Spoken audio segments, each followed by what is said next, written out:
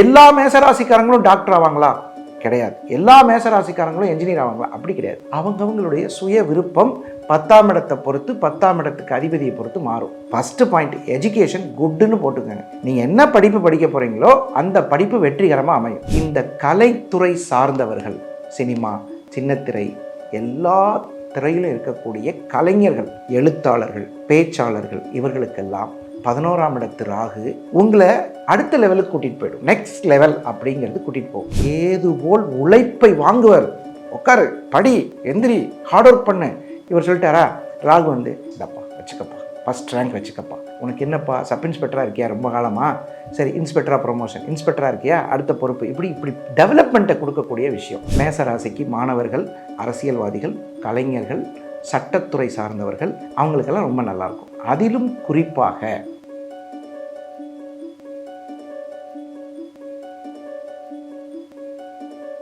பக்தி கஃபே நேயர்களுக்கு இனிய அற்புதமான 3 இல்லை 4 கிரகங்களின் பெயர்ச்சி.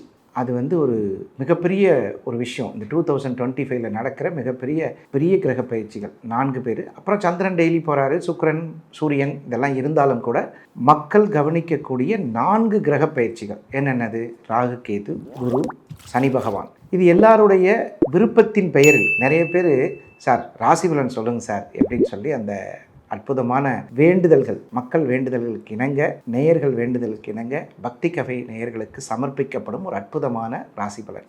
அதில் குறிப்பாக இது வரைக்கும் நம்ம பார்த்ததெல்லாம் பார்த்திங்கன்னா தின ராசி பலன், மாத ராசி பலன், வார ராசி பலன் பார்த்துருப்போம்.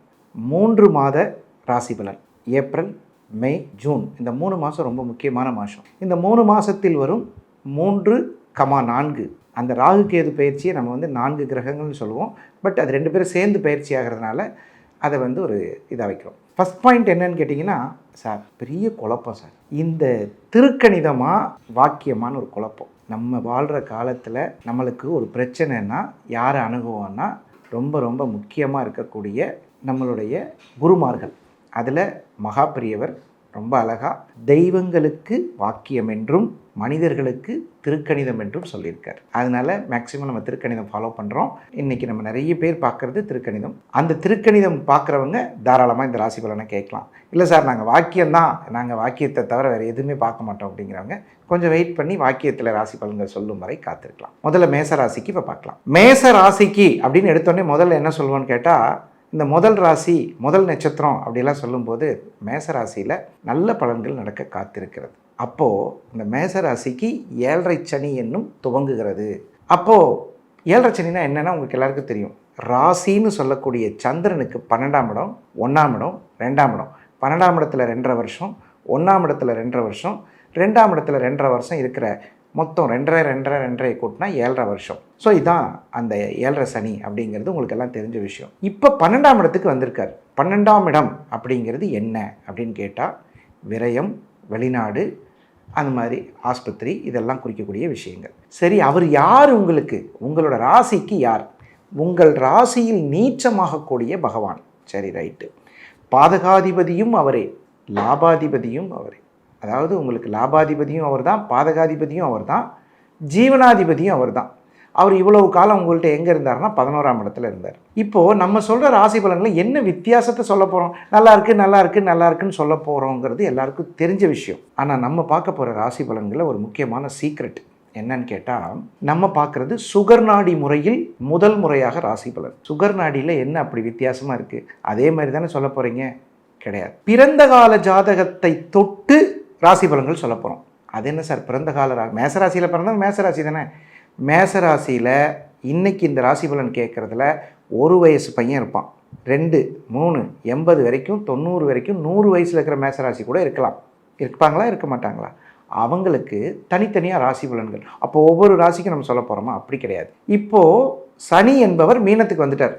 கரெக்ட், அது எல்லாருக்கும் தெரியும். உங்களுடைய பிறந்த கால சனி அப்படின்னு ஒன்று இருக்குமா இல்லையா? ஜனனகால சனி. அந்த ஜனனகால சனி இப்போ கோச்சார சனிக்கு 6ஆம் இடத்தில் இருக்கக்கூடாது. அதுதான் ரொம்ப ரொம்ப முக்கியம். கோச்சார சனி எங்கே இருக்கக்கூடாது? உங்கள் 12ஆம் இடத்துக்கு 6ஆம் இடத்துல இருக்கக்கூடாது. அப்போ 12ஆம் இடத்துக்கு 6ஆம் இடம் எது? சிம்மத்தில் சனி இருக்குதுன்னு வச்சுக்கோங்களேன். கொஞ்சம் கவனமாக இருக்கணும். அடுத்தது துலாமில் இருந்தால் கவனமாக இருக்கணும். இதை தவிர மற்ற யாராக இருந்தாலும் good good good good sir, வீடு கட்டலாம்னு நினைக்கிறோம், கட்டிக்கலாம் சார், கல்யாணம் பண்ணலான்னு நினைக்கிறோம், பண்ணிக்கலாம் சார், மேல் படிப்பு படிக்கலாம்னு நினைக்கிறோம், பண்ணிக்கலாம். ஸோ எல்லாமே குட் சார். இந்த சிம்மராசியில் சனி இருக்கிறவங்களுக்கும் துளாராசியில் சனி இருக்கிறவங்களை தவிர மற்றவங்களுக்கெல்லாம் என்ன அப்படின்னு கேட்டால் எல்லாமே பாசிட்டிவ். இந்த மேசராசிக்காரங்க என்னென்ன பாசிட்டிவ்? ஃபஸ்ட்டு பாயிண்ட், யார்கிட்ட ஆரம்பிப்போம் அப்படின்னா, எப்பயுமே நமக்கு ரொம்ப முக்கியம் குழந்தைங்கள். பாலப்பருவம்னு இருக்கும். இந்த படிக்கிறவங்களுக்கு ஒரு எய்ம் வச்சுருப்பாங்க. எல்லா மேசராசிக்காரங்களும் டாக்டர் ஆவாங்களா? கிடையாது. எல்லா மேசராசிக்காரங்களும் என்ஜினியர் ஆவாங்களா? அப்படி கிடையாது. அவங்கவங்களுடைய சுய விருப்பம் 10ஆம் இடத்தை பொறுத்து, 10ஆம் இடத்துக்கு அதிபதியை பொறுத்து மாறும். ஃபஸ்ட்டு பாயிண்ட், எஜுகேஷன் குட்டுன்னு போட்டுக்கோங்க. நீங்கள் என்ன படிப்பு படிக்க போகிறீங்களோ அந்த படிப்பு வெற்றிகரமாக அமையும். சார், நான் 6வது படிக்கிறேன், good. 10th good. +2 good. Sir, higher education, PG, PhD, கல்விக்கு சனி பகவான் தடை செய்ய மாட்டார். எதனால் அப்படின்னு கேட்டால், அந்த பகவான் உங்களுடைய அருமையான இடங்களை பார்வை செய்வதோடு மட்டுமில்லாமல் குருவின் அனுகிரகமும் கிடைக்கிறது, ராகு கேதுவினுடைய அனுகிரகம். இவ்வளோ நாள் 12ல் இருந்த ராகு உங்களோட லக்கி டைம் பாருங்க. இவர் வந்த உடனே அவர் கீழே இறங்கிடுறார், 11ஆம் இடத்துக்கு இறங்கிடுறார், கும்பத்துக்கு போயிடுறார். ஒரு ராகு 11ஆம் இடத்துக்கு போகும்போது உங்களுக்கு தெரியும், 11ஆம் இடம் தான் ஒரு மனிதனுடைய வெற்றியை நிர்ணயிக்கக்கூடிய பாகம். சில எம்எல்ஏ, அரசியல்வாதி, ஓட்டப்பந்தயம், விளையாட்டு வீரர்கள், இவங்கெல்லாம் பார்த்தீங்கன்னா அந்த 11 நல்லா இருந்தால் தான் ஜெயிக்க முடியும். அந்த 11ஆம் இடத்துக்கு ராகு போகிறார். ராகுக்கு இடம் இல்லைன்னு எல்லாரும் சொல்லுவாங்க. ராகு யாருன்னு கேட்டால் 11ஆம் இடத்துக்கு அதிபதி. ராகு இல்லாத வெற்றி கிடையாதுங்க. அந்த ராகு பகவான் வந்து 11ஆம் இடத்துக்கு போகிறார். அது உங்களுக்கு ஒரு பெரிய விஷயம். அடுத்தது, உங்களுக்கு ரொம்ப ரொம்ப வேண்டியவர் யார்? இந்த மேசராசிக்கு ரொம்ப ரொம்ப வேண்டியவர் அதே திரிகோணத்தில் வர்றார். எங்கே? சிம்மத்துக்கு வராது. ஸோ படிப்பு வெற்றி, விளையாட்டு வீரர்களுக்கு வெற்றி, கலைத்துறை சார்ந்தவர்கள். இதை யார் சொல்கிறது? டோட்டல் மேசராசி ஃபுல்லாகவே. சார், எனக்கு கலையெல்லாம் கிடையாது சார். நான் கேட்குறேன், இந்த உலகத்தில் ஒரு பாட்டு பிடிக்காத ஒரு மனிதன் இருக்குமா? சார், எனக்கு பாட்டெல்லாம் பிடிக்காது சார் அப்படின்னு யாராவது இருக்காங்களா? நீ ஒரு பாட்டை ரசித்தாலே நீ ஒரு கலைஞன். ஒரு டான்ஸை ரசித்தா நீ ஒரு கலைஞன். நீ ஒரு செல்ஃபோன் வச்சுருந்தா கலைஞன். கரெக்டாக இல்லையா?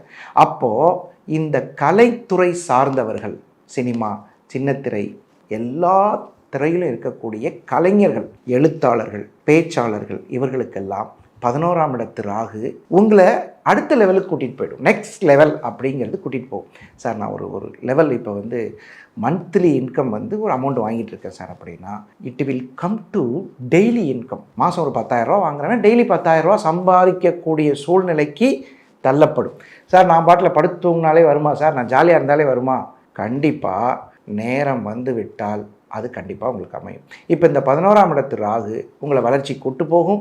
5ஆம் இடத்துக்கு எது என்ன பண்ணும் தெரியுமா? நிறைய பேர் என்கிட்ட கேட்குற கேள்வி, இந்த குதுர்க்கமாக பேசுகிறோன்னு ஒரு டயலாக், தூங்குனா வருமா? உன்னை தூங்க விடாது 5ஆம் இடத்துக்கு கேது, எந்திரி உழைக்கணும் அப்படின்னு சொல்லும். இந்த 11ஆம் இடத்து ராகு லாபத்தை கொடுக்கும். 12ஆம் இடத்துல இருக்கக்கூடிய சனி 24 மணி நேரம் வேலை வாங்கும். இந்த சனிக்கு யாரை ரொம்ப பிடிக்கும் தெரியுமா? உழைப்பாளிகளை ரொம்ப பிடிக்கும். இந்த வேர்வை சிந்தி உழைக்கிறதுன்னு ஒன்று. அதுக்காக ஏசி ரூமில் இருக்கவங்களாம் உழைக்கலைன்னு அர்த்தம் கிடையாது. அந்த உழைப்பாளிகள் எங்கேருந்து நீ உழைச்சாலும், அது பிரெயின் ஒர்க்கா, உடம்பு உழைப்பா, அடுத்தவர்களுடைய கட்டளையை கேட்டு உழைக்கக்கூடிய உழைப்பா. இப்போ உங்களுக்கு 3 பேர் சப்போர்ட் பண்ணுறாங்க. யார் யார்? 11ஆம் இடத்து ராகு, 12ஆம் இடத்து சனி, 5ஆம் இடத்து கேது. நிறைய பேர் அப்படி தான் கேட்டுக்கிறாங்க. இந்த மாதிரி வந்து நாங்கள் தூங்கிட்டு இருந்தாலும் பதவி கிடைக்குமா? தூங்க விடமாட்டார் கேது, உழைக்க சொல்லி வேலை செய்யப்பா அப்படிம்பார். ராகு சப்போர்ட் பண்ணுவார். இதைத்தான் என்ன சொல்லுவாங்க, நிறைய பேர் தப்பாக ஒரு பழமொழி சொல்லுவாங்க, கேது போல் கெடுப்பார் இல்லை, ராகு போல் கொடுப்பார். அது அப்படி அர்த்தம் இல்லை. கேது போல் உழைப்பை வாங்குவார். உட்காரு, படி, எந்திரி, ஹார்ட் ஒர்க் பண்ணு. இவர் சொல்லிட்டாரா? ராகு வந்து இந்தப்பா வச்சுக்கப்பா, ஃபஸ்ட் ரேங்க் வச்சுக்கப்பா, உனக்கு என்னப்பா சப் இன்ஸ்பெக்டராக இருக்கியா ரொம்ப காலமாக, சரி இன்ஸ்பெக்டராக ப்ரொமோஷன், இன்ஸ்பெக்டராக இருக்கியா அடுத்த பொறுப்பு, இப்படி டெவலப்மெண்ட்டை கொடுக்கக்கூடிய விஷயம். ஸோ காவல்துறை அதிகாரிகள், அப்புறம் இந்த லாயர்ஸ், அப்புறம் ஜட்ஜஸ், அப்புறம் இந்த மாதிரி வந்து சட்டம் சார்ந்த துறையில் இருப்பவர்கள் பெரும்பாலும் மேசராசியாக தான் இருப்பாங்க. ஏன்னா செவ்வாய் மேஷம். அதனால் இப்போ என்னை பொறுத்தளவில் இந்த சட்டம் சார்ந்த துறையில் இருப்பவர்களுக்கு அப்கிரேட் கொடுத்துருவார். நீங்கள் நெக்ஸ்ட் லெவல் போகலாம் அப்படின்னு சொல்லி கொடுத்துருவார். ஸோ என்னை பொறுத்தளவில் மேசராசிக்கு மாணவர்கள், அரசியல்வாதிகள், கலைஞர்கள், சட்டத்துறை சார்ந்தவர்கள், அவங்களுக்கெல்லாம் ரொம்ப நல்லாயிருக்கும். அதிலும் குறிப்பாக விளையாட்டு வீரர்களுக்கு ரொம்ப நல்லாயிருக்கும். என்ன காரணம் அப்படின்னு கேட்டிங்கன்னா, 11ஆம் இடத்து ராகு.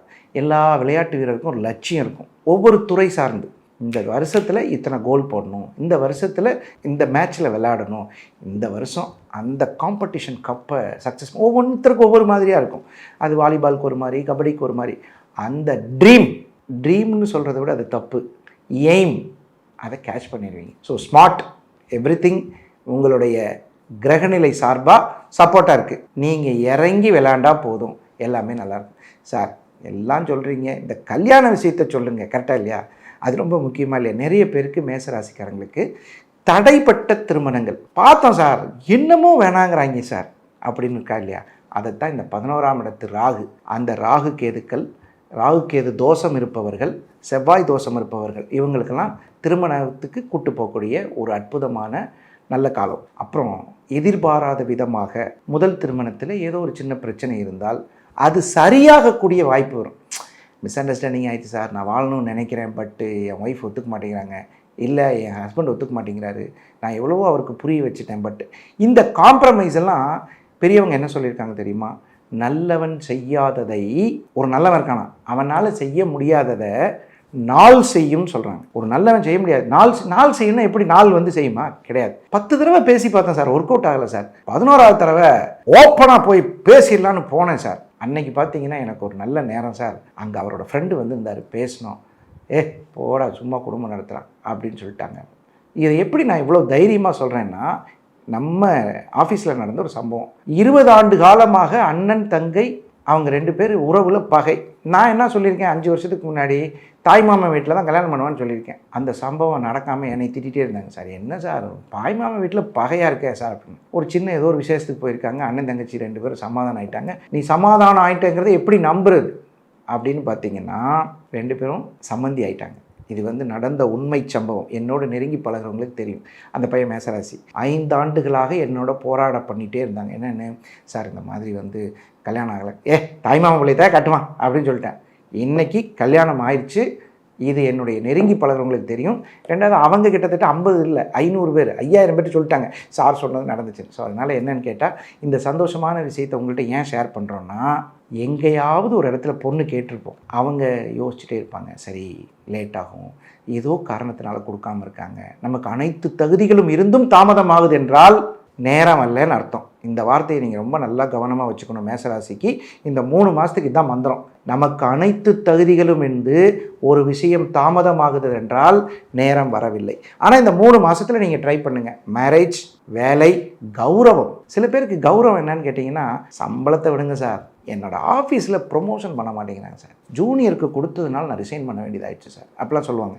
ஸோ அந்த சம்பவங்கள்லாம் மாறி உங்களுக்கு சிறப்பான பலன்கள் நடப்பதற்கு இந்த 3 மாதத்தில் 3+1 4 கிரகங்கள் பெயர்ச்சி கண்டிப்பாக மகா வெற்றியை தரும். சரி இதெல்லாம் சொல்லிட்டீங்க, ஏதாவது ஒரு கோயில் சொல்லுங்களேன். மேசராசிக்காரங்களுக்கு எந்த கோயிலுக்கு போனால் அப்படி நிறுத்துகிறோம்? ஆமாம் சார், காசு, துட்டு, பணவரவு நல்லா இருக்கும். தனவரவு சார், பணவரவுக்கும் தனவரவுக்கும் என்ன சார் வித்தியாசம் அப்படின்னு கேட்டால், பணவரவுங்கிறது சம்பளம், நம்ம ஒரு சேலரி.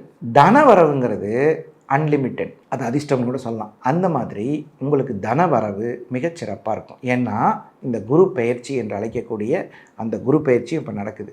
2ஆம் இடத்துல இருந்த குரு பகவான் 3ஆம் இடத்துக்கு போகிறார். ஸோ அதுவும் உங்களுக்கு தனத்தை பற்றி பேசணும்னா பிரகஸ்பதியினுடைய அனுகிரகம் வேணும். மேசராசிக்கு 3ஆம் இடத்துக்கு போனதுக்கப்புறம் நல்ல விதமான தனவரவு சீராக இருக்கும். ஸோ ஓவரால் கவர் பண்ணிட்டேன்னு நினைக்கிறேன். இந்த மேசராசிக்கு 3 மாதத்தில் உங்கள் முயற்சிகள் பலிதமாகும். இதுதான் ட்ரேட், முயற்சிகள் பலிதமாகும். அப்போ இவ்வளோ நாள் நான் முயற்சியே பண்ணலையா? நேரம் வந்தால் தான் அந்த முயற்சி பலிக்கும். அதுக்கான நல்ல நேரம் வந்துருச்சு. இந்த 4 கிரகங்களின் நவகிரகங்களினுடைய பெயர்ச்சி இந்த மேசராசிக்கு ரொம்ப சிறப்பாக இருக்கும். உங்கள் முயற்சிகள் பலிதமாக வாழ்த்துக்கள். இந்த வீடியோ உங்களுக்கு பிடிச்சிருந்தா லைக் பண்ணுங்க, ஷேர் பண்ணுங்க, கமெண்ட் பண்ணுங்க. மறக்காம பெல் பட்டனை கிளிக் பண்ணிட்டு பக்தி கஃபே தமிழ் சேனலை சப்ஸ்கிரைப் பண்ணிடுங்க.